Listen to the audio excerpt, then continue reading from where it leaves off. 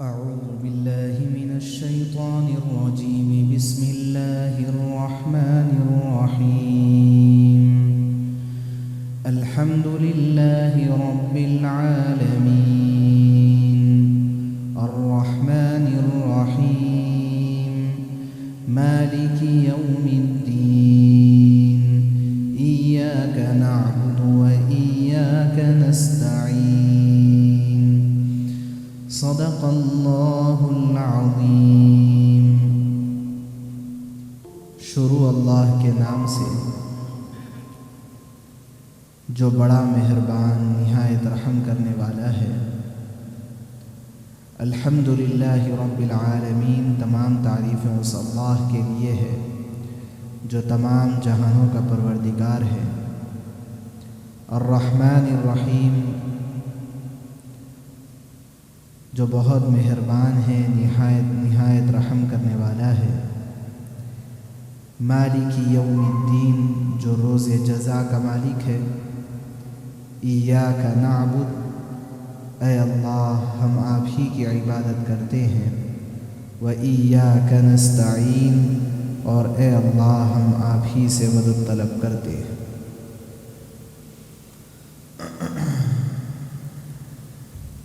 سورہ فاتحہ کی ابتدائی 4 آیات کی تلاوت اور اس کا ترجمہ پیش کیا گیا ہے. ابتدائی آیات کے سلسلے میں کافی تفصیل گزر چکی ہے. ایاک نعبد و ایاک نستعین، اس سلسلے میں بھی گزشتہ 3-4 ہفتے سے بہت ساری تفصیل سامنے آئی ہے.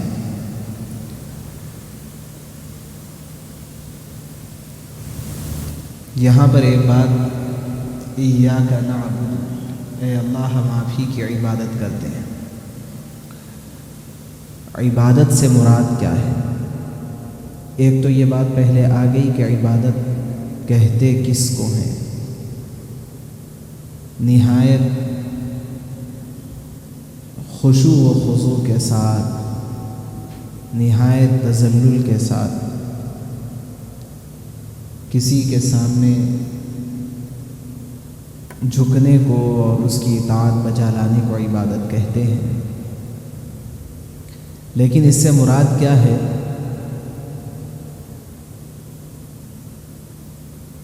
نماز، روزہ، زکوٰۃ، حج.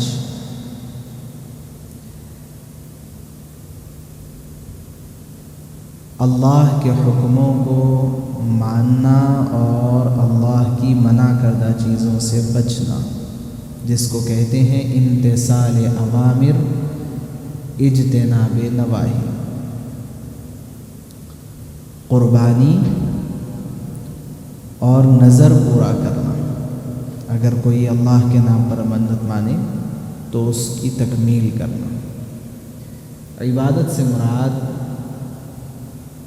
کیسے عبادت کی جائے، اس کے لیے یہ 8 طریقے شریعت نے عبادت کے دیے.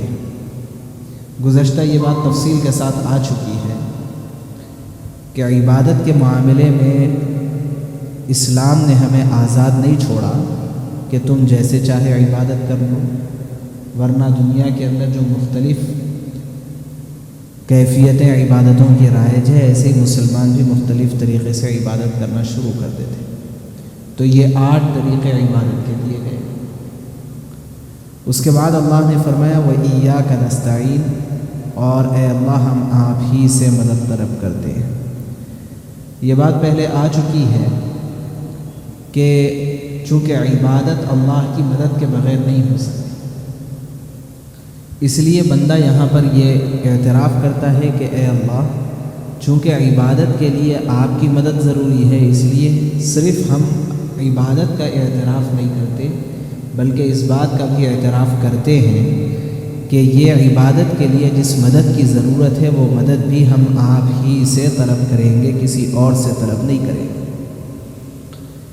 یہ جو مدد طلب کرنے کی بات ہے، اس میں 2 رخ پائے جاتے ہیں. ایک یہ ہے کہ ہم اللہ ہی سے مدد طلب کریں، کسی اور سے نہیں۔ تو سوال یہ پیدا ہوتا ہے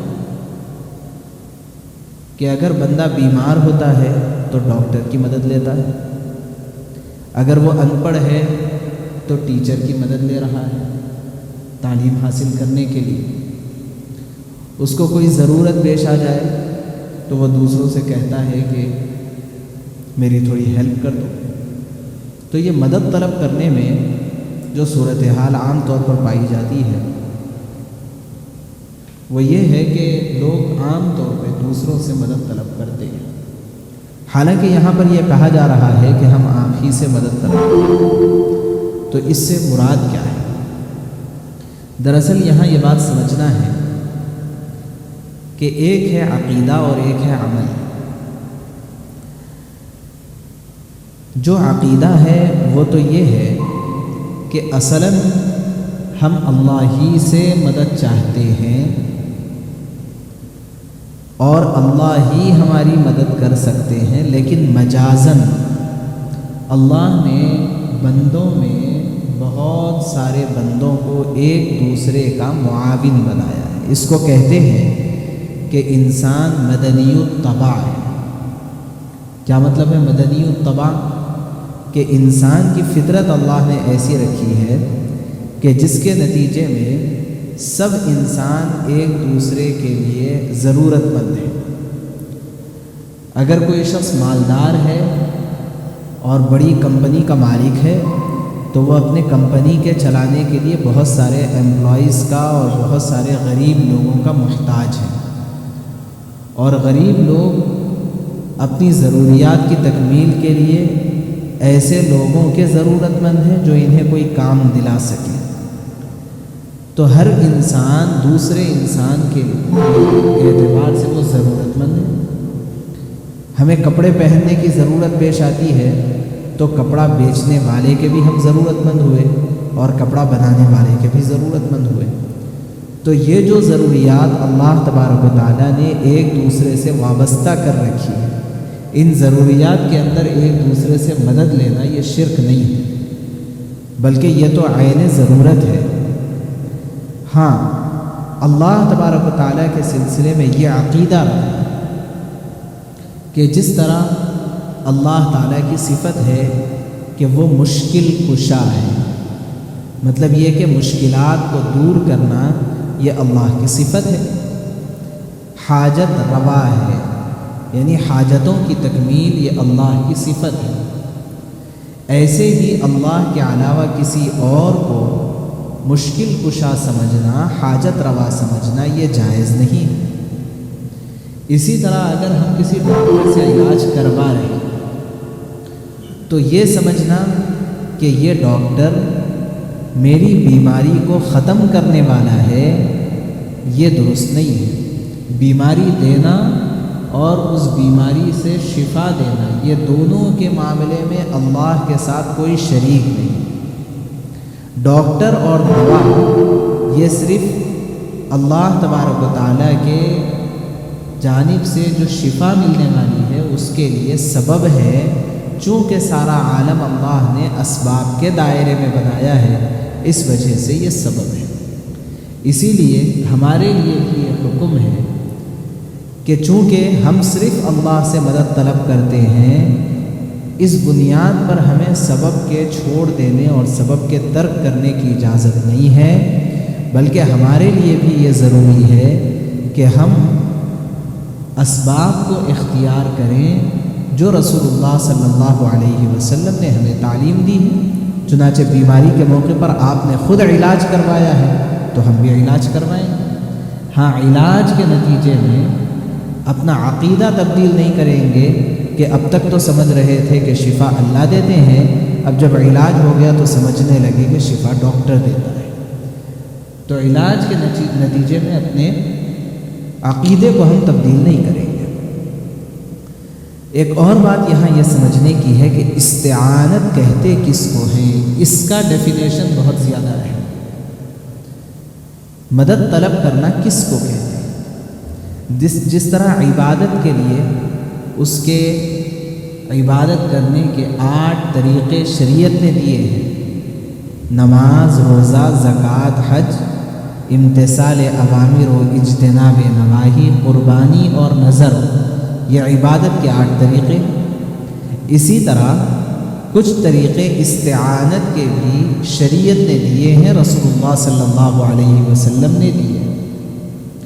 ان میں سب سے پہلا طریقہ اللہ سے مدد طلب کرنے کا سب سے پہلا طریقہ ہے توبہ، کہ بندہ اللہ کی جانب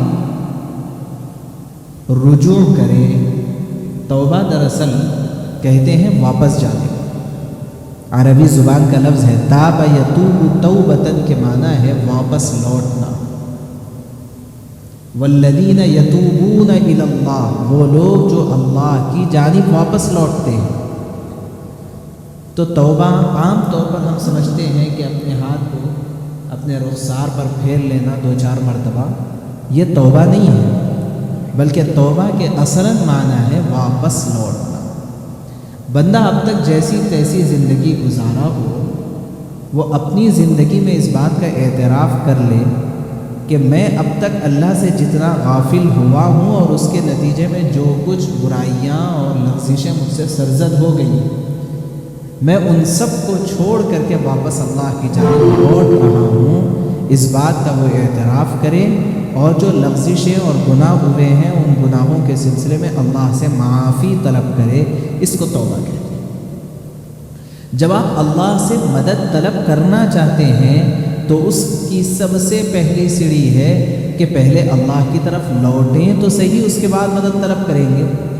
آپ جس سے مدد حاصل کرنا چاہتے ہیں، آپ ان کی طرف واپس لوٹنا نہیں چاہتے، ان سے تعلق قائم کرنا نہیں چاہتے، اور آپ مدد طلب کرنا چاہتے ہیں، تو پہلی سیڑھی ہے استعانت کی توبہ۔ دوسری سیڑھی ہے استعانت کی مدد طلب کرنے کی صبر، کہ اگر ہمارے ساتھ کوئی بھی مسئلہ پیش آ جائے، پریشانی آ جائے، مصیبت آ جائے، تو مصیبت میں بندہ اللہ کو پکارتا ہے، تو اللہ کو پکارنا مصیبت میں یہ تو ہے ہی، لیکن اس کے لیے صبر کے دامن کو نہیں چھوڑنا ہے۔ کس کو کہتے ہیں صبر؟ صبر کے معنی ہے صبر یصبر صبرا، اس کے معنی آتے ہیں جماؤ پیدا کرنا، ٹکاؤ پیدا کرنا۔ اب یہ صبر ہے، اس کی ایک قسم ہے کہ ہم جو عبادات کر رہے ہیں، اللہ کی جو اطاعت کر رہے ہیں، اس کے اوپر جم جائے، اس کو کہتے ہیں صبر علی الطاعات، اس کے اوپر جمنا۔ اور دوسرے ہے صبر کے معنی بچنا، یہ بھی صبر کے معنی ہے۔ تو ہم سے جو گناہ ہو رہے ہیں، جو لغزشیں ہو رہی ہیں، اس سے بچنا، اس کو کہتے ہیں صبر عن المعصیت۔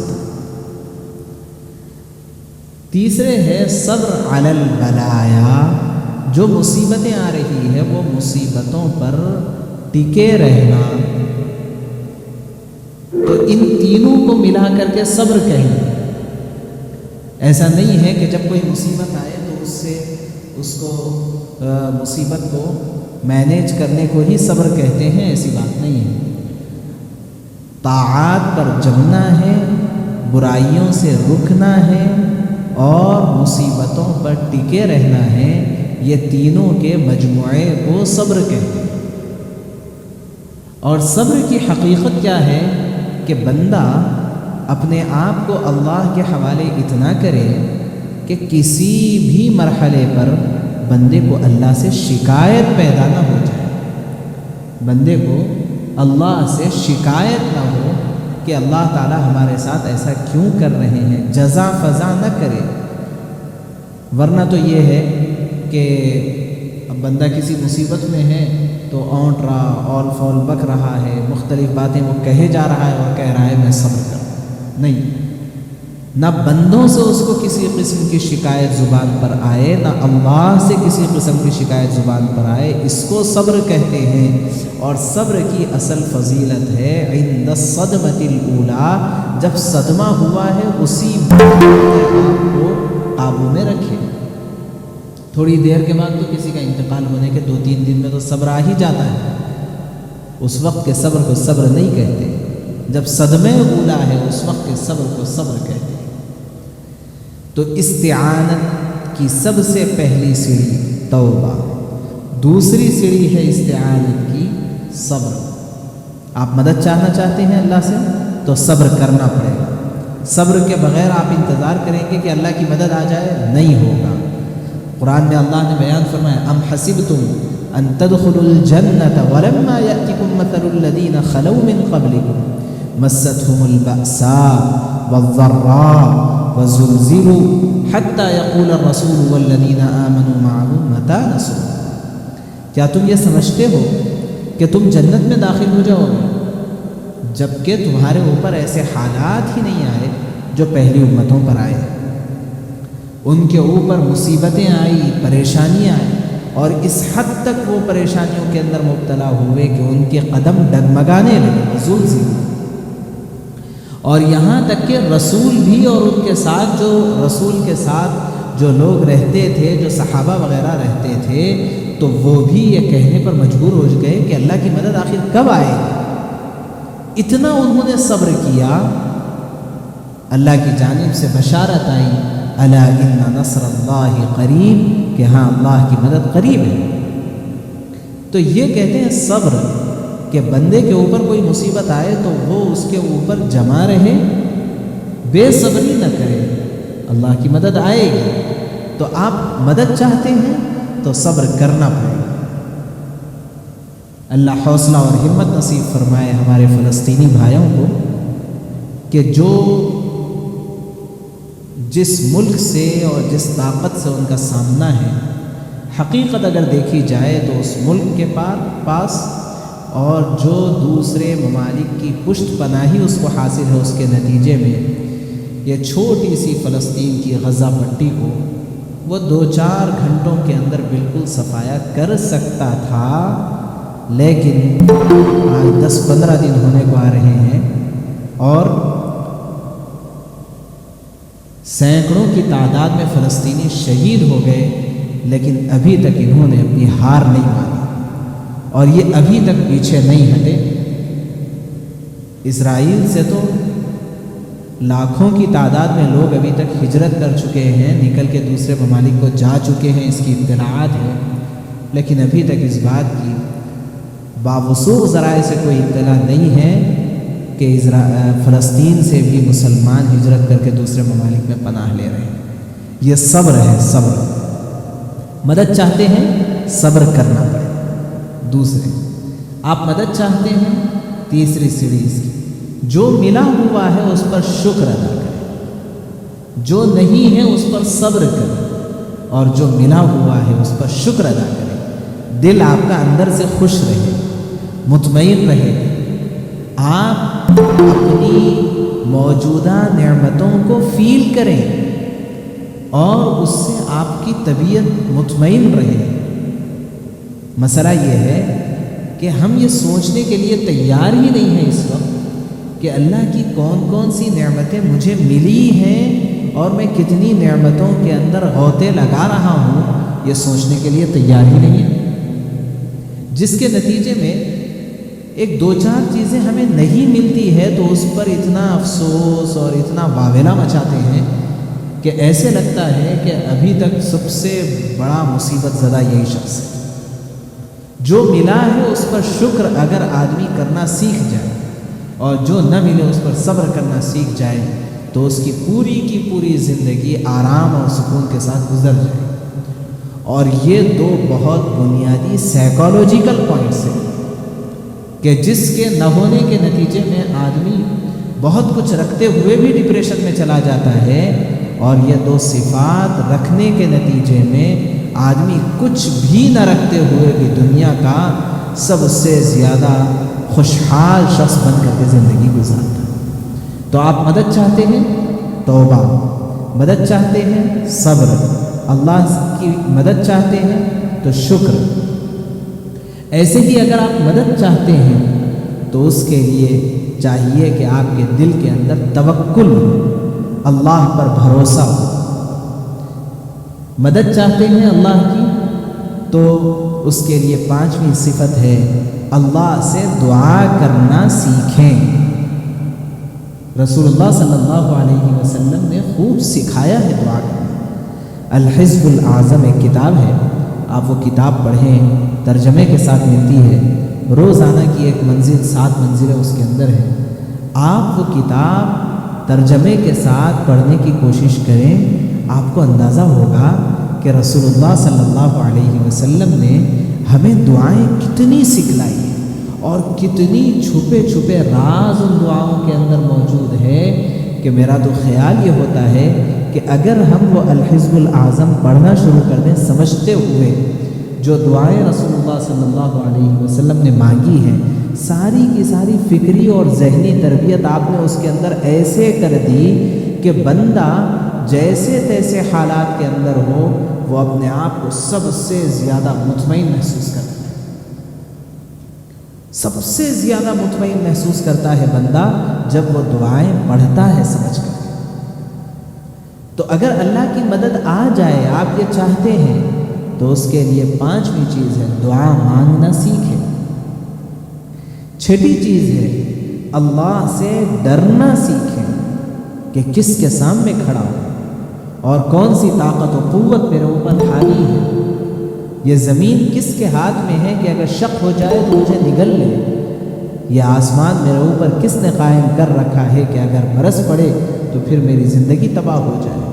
یہ ہوائیں جس کا ہر پل مجھے ضرورت ہے اس ہوا کی، اگر رک جائے تو میری موت ہے اور اگر تیز چل جائے تو میری موت ہے۔ اللہ کا ڈر اور خوف یہ ہم محسوس کریں اور اس کو سمجھنے کی کوشش کریں، وہ اپنے اندر پیدا کریں۔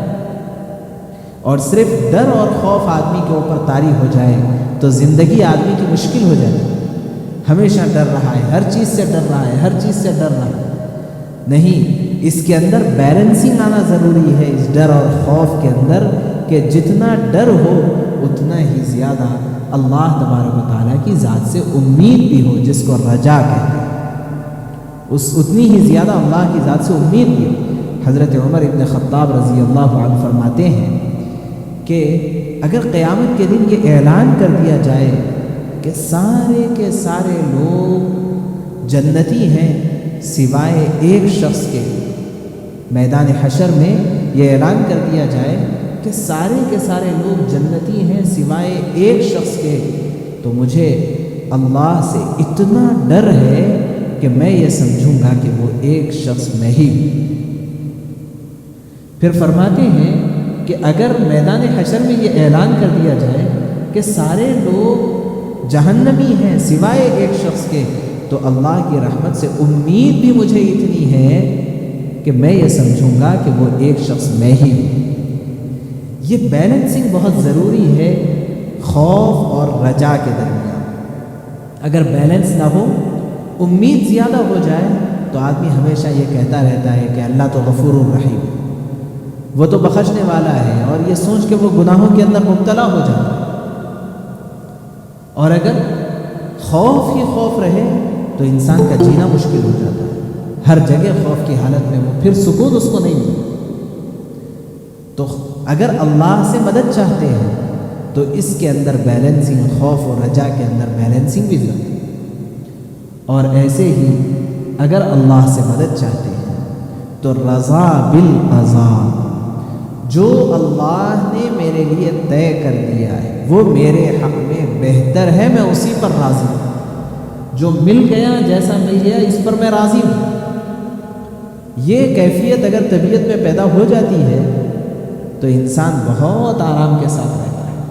اور اگر یہ کیفیت نہیں، رضا بالقضاء، جو مجھے ملا ہوا ہے اس پر میں راضی ہوں، یہ کیفیت نہیں ہوتی ہے تو طبیعت میں حرص پیدا ہو جاتی ہے۔ اور حرص لالچ ایک ایسی صفت ہے کہ بندے کو 2 وادی سونے کے دے دیے جائیں اس کے بعد بھی وہ تیسرے کی فکر میں رہے گا، اس کو کہیں بھی آرام نہیں ملے گا۔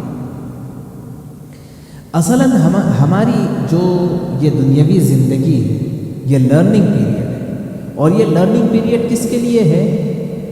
اس پیریڈ کے اندر ہم جو ہے کچھ سیکھ کر کے آگے پریکٹس کرنا نہیں ہے، بلکہ یہیں پر سیکھنا ہے، یہیں پر پریکٹس کرنا ہے، اور یہیں پر اس کو اپنے اوپر امپلیمنٹ بھی کر لینا ہے کہ یہ اگر ان صفات کو اپنے اندر پیدا کرنے کی ہم کوشش کریں گے تو اللہ کی مدد آٹومیٹکلی ہماری جانب متوجہ ہو، اور اگر یہ صفات نہیں رہے گی تو ہم بس مدد چاہتے رہیں گے۔ بات یہ ہے کہ اگر اللہ ہماری مدد کرنا بھی ہے تو اس کے لیے ہمیں بھی تو اپنے آپ کو اس کا قابل بنانا ہے۔ ہم نکاح نہیں کریں گے اور بچے کو مانگتے رہیں گے تو بچہ کیسے ملے گا؟